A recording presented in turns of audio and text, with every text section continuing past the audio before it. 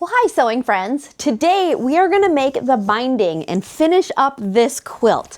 So I had so many questions on the last binding video that I shared with you. I thought I would take you along with the entire process and try to answer all of those questions that you had been asking in the other video. So if you've struggled with binding, watch this video. I'm gonna show you step by step from cutting the fabric to making the binding and putting it on the quilt. And I use the same method that I shared in the other video. I'm gonna do glue basting and I'm gonna show you all of my tips and tricks. So for this quilt, the dimensions are about 50 by 65. So I'm gonna take those dimensions, multiply each by 2. So we have 100 plus 130, so 230, and then we're gonna add 10. So we need 240 inches of binding. Now, I like to use 2.5 inch wide binding strips. Some people prefer 2 1/4. I prefer 2.5. There's no right or wrong. You can use whichever width works better for you. I also sew all of my binding on. I don't prefer to do any hand sewing. It's just not my thing. So I'm gonna stitch it all on with my sewing machine today. So we're gonna make the strips that we need, and I did the math, and we're gonna need 7 strips of fabric because this fabric is 42 inches wide. You gotta take off that selvage. So I'm gonna get my ruler here, and we are just going to cut the strips of fabric. Any ruler will do, and I'm just using my cutting mat as my guide, and we are gonna cut 7 strips of 2.5 inches. Now, I bought more fabric than I knew I'd need because it's always good to have extra because we all mess up. And if you really like the fabric, it's kind of nice to have some extra if you want to do some other projects later on. Now, I am using both the lines on my cutting mat and the lines on the ruler to make sure that my lines are gonna be straight and even, especially since this ruler isn't the length. I mean, I could grab a longer one. I have one, but this will work just fine. I'm just gonna slide it up and keep it all in line at that 2.5 mark. And we're gonna cut 6 more.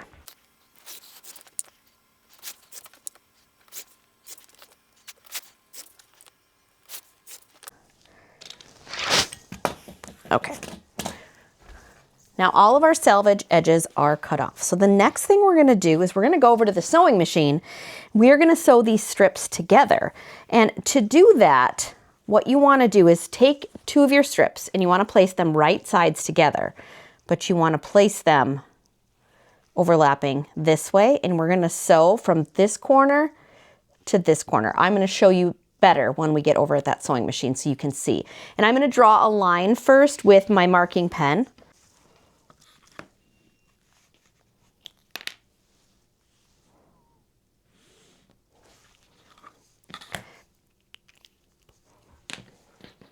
So then you've got a line, and that is our sewing line.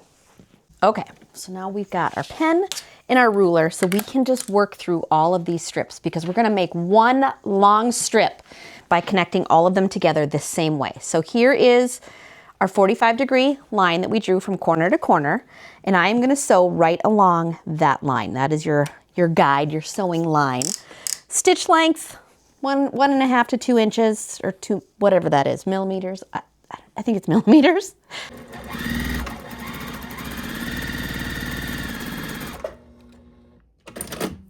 Now, you could trim these as you go. I'm gonna trim them when I'm done.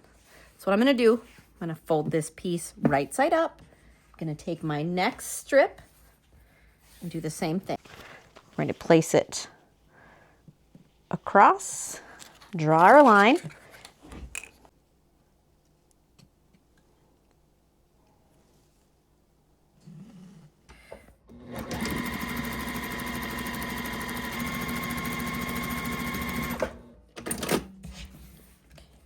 So flip, because always you want to keep your right sides together.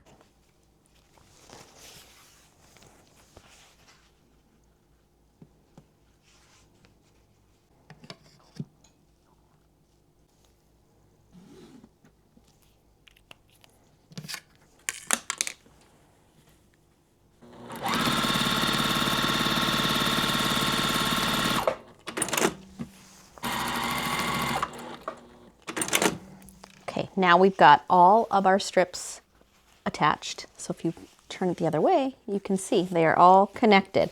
First thing we're going to do is like trim off those triangles. You want to leave 1/4 inch from that stitch line.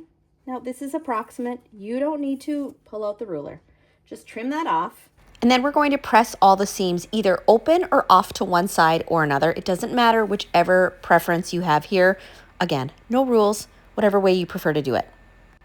But just make sure to press all of the seams the same. I like to press them open.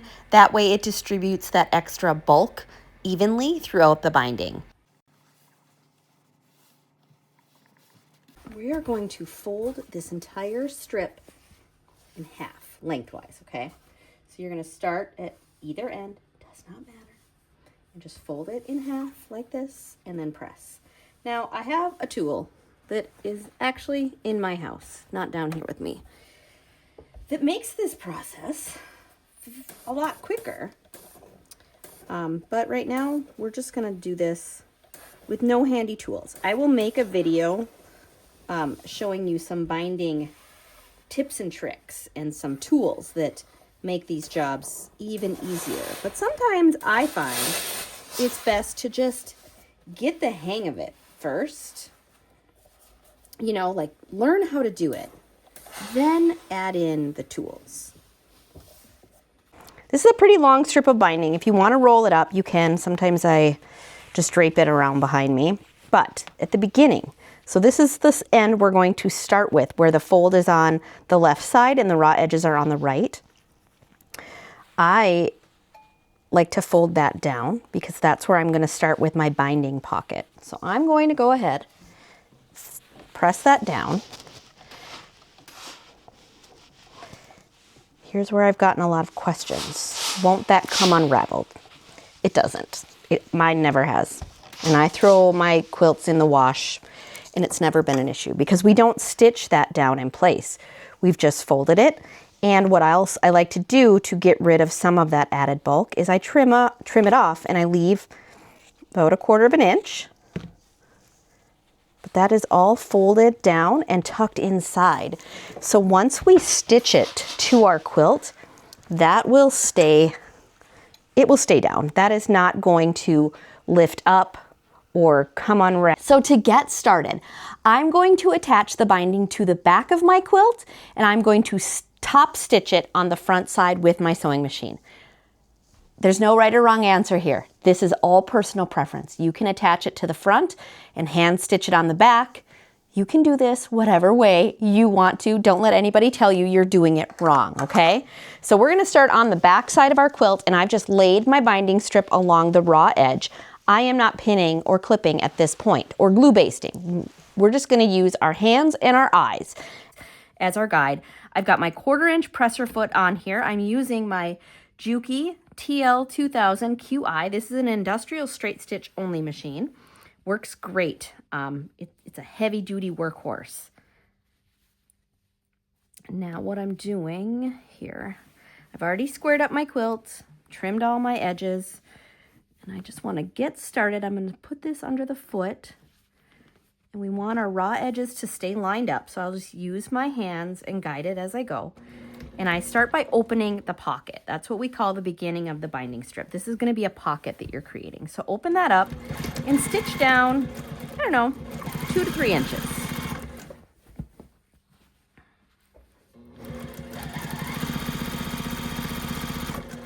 Okay.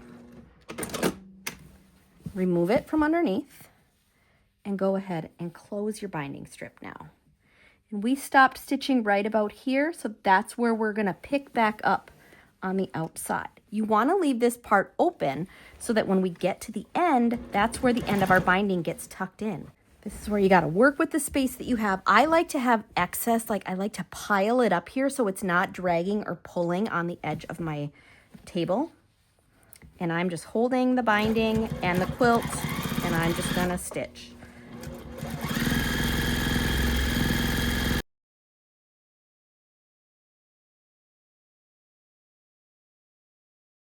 Now, we're approaching the first corner. So what we're going to do is we're going to sew and stop about 1/4 inch from the edge. And then you're going to leave your needle down, lift your presser foot up and turn so it's a 45-degree angle and just sew off that corner.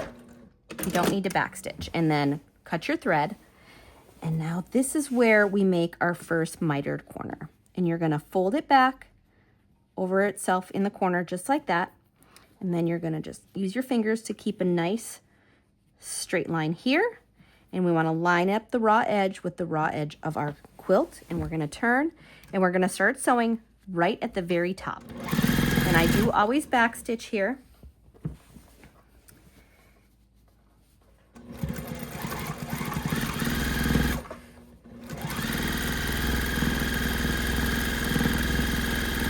And then you just keep stitching till you get to that next corner.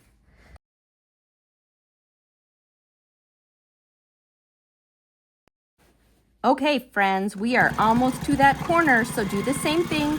When you get about 1/4 of an inch away, leave that needle down, lift your foot up, pivot, sew off the corner, fold that back at a 45, and then fold it straight down over itself. So we're matching up the fold along this edge and the raw edges together here, and then we're gonna turn and we're gonna sew. Now you do wanna make sure that this is fairly straight here, this fold part, see that? Otherwise, you know, those quilt police might come after you and tell you your miters are not a perfect 45 degrees, but you know what? We don't worry about perfection here. We worry about progress and quilting for joy and fun and just doing it, because we get better every time. So don't let anyone tell you you're doing it wrong or it's not good enough. And if you're one of those people that like to be quilt police, stop it.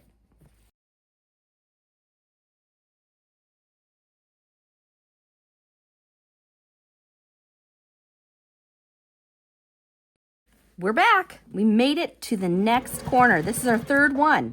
So again, stop about 1/4 of an inch, pivot, sew off that end, and we're gonna fold her back. Back like that, and then keeping it straight here, here, and here.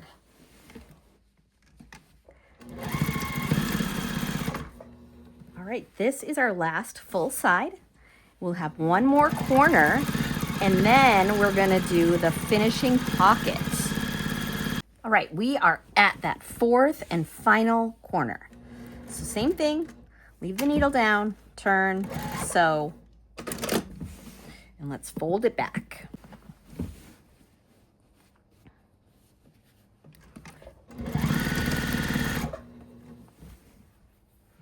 Okay, so now we are gonna meet up again. We're gonna finish sewing along this raw edge, and we're gonna stop right before we get to the pockets.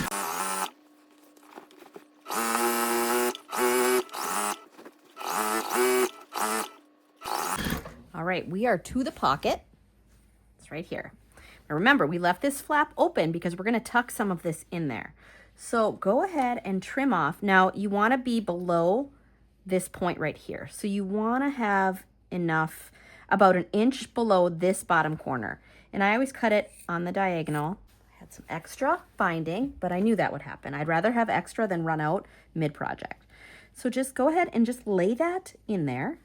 So now there are no raw edges that will be visible. That one raw edge is tucked inside, and this edge is folded down and it won't come open.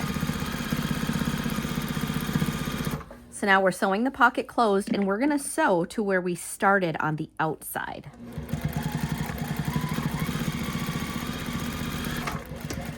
Backstitch. Now our binding is attached to the back of our quilt. And so now we're gonna go to the ironing board. I'm going to press the binding flat, and then we're gonna glue baste it in place before we do the final stitching. Okay, so we are just simply pressing all the way around the quilt to press that binding the direction we want it to go. I find that the binding will lay flatter and nicer around my quilt, and it makes stitching a lot easier as well.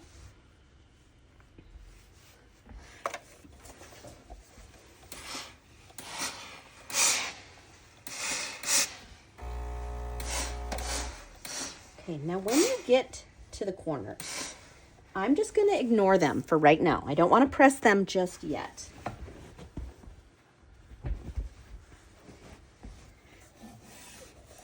Just kind of let that corner be. It's going to want to curl up towards you, and that's just fine. You can use steam. I use steam out of habit. Even if I have no water in the tank, I press that button. That's just me. But I also think it helps lay down nicer. You can use a starch spray if you would like.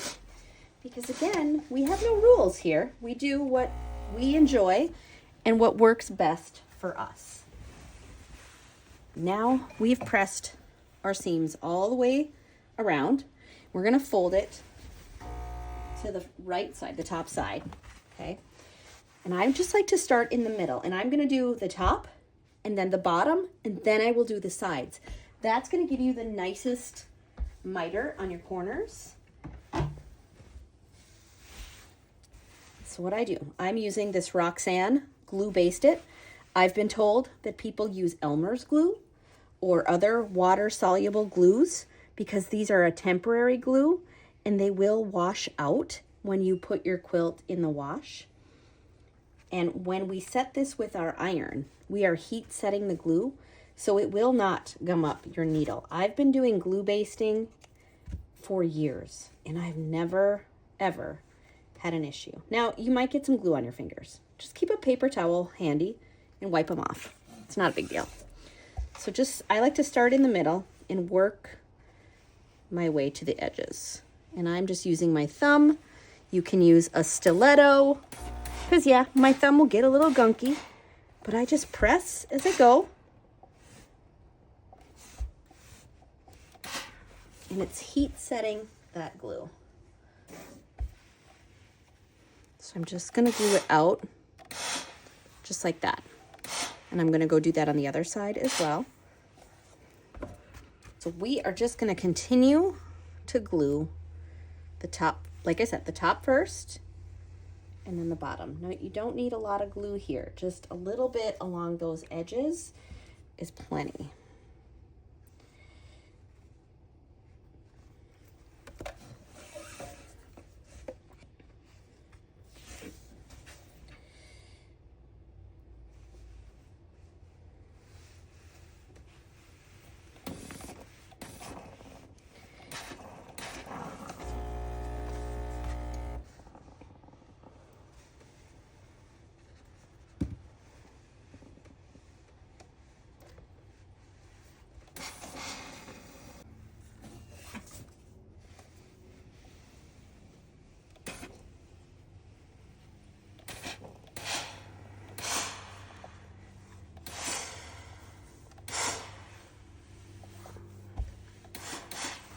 Your corner should look like that on both ends, at the top and the bottom.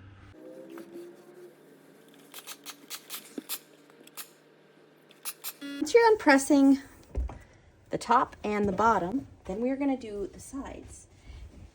And what I love about this method is that our corners will lay nice and flat because they're both pointing out the same direction. So again, trim off any excess. I'm going to press this little wrinkle down just so there's no extra wrinkles or bubbles or anything like that.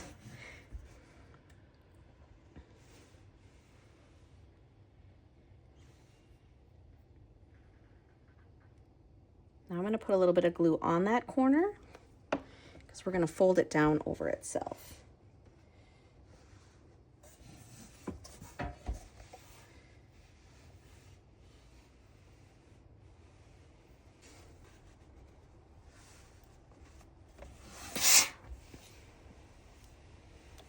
Okay, now you can see that your corners are going the same direction. Okay, you guys, we're so close to being done.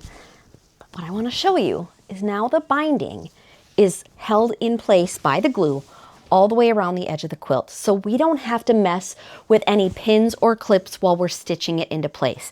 Now you can still hand sew if that's what you prefer. I'm going to bring it to the machine. We're going to do a top stitch right around this upper edge and then we'll be done. So you can start wherever you want to. I'm going to start down here. Now I'm going to use the inside of my presser foot as a guide. So this inside edge right here is going to be my guide as I go.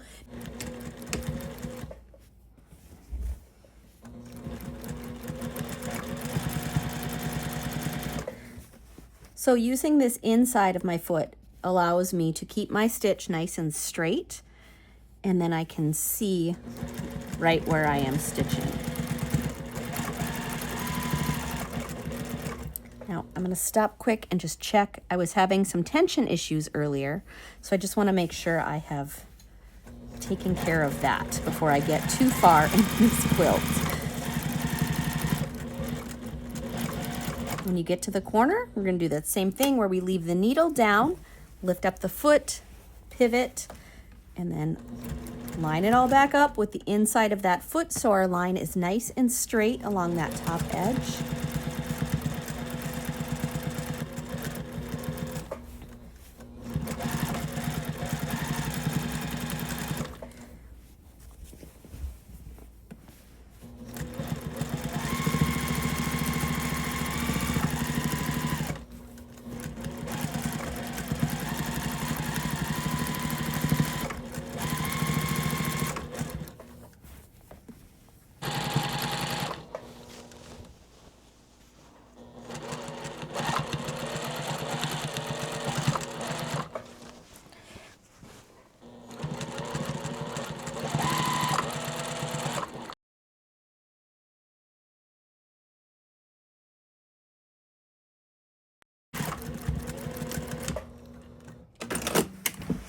This is all done, and you can see how nice and neat and straight the stitching is along the top side, which is visible.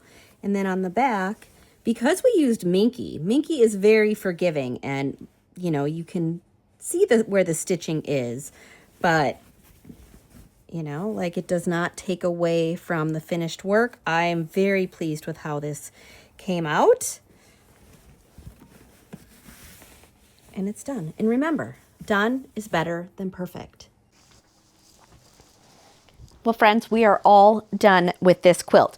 Now, if you're just getting started and you haven't actually made this quilt yet, but you want to, I just released this pattern not too long ago, and I have a complete tutorial on how to make this star block here.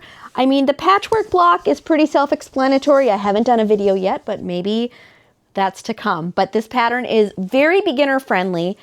It's a great quilt. If you've never quilted before, this is a great one to start with. Very simple to put together. There are only 2 block designs. You can make this larger or smaller, whatever you want. So watch this video here to see how to make this block, and make sure you hit that subscribe button so you don't miss out on any of the crafty fun.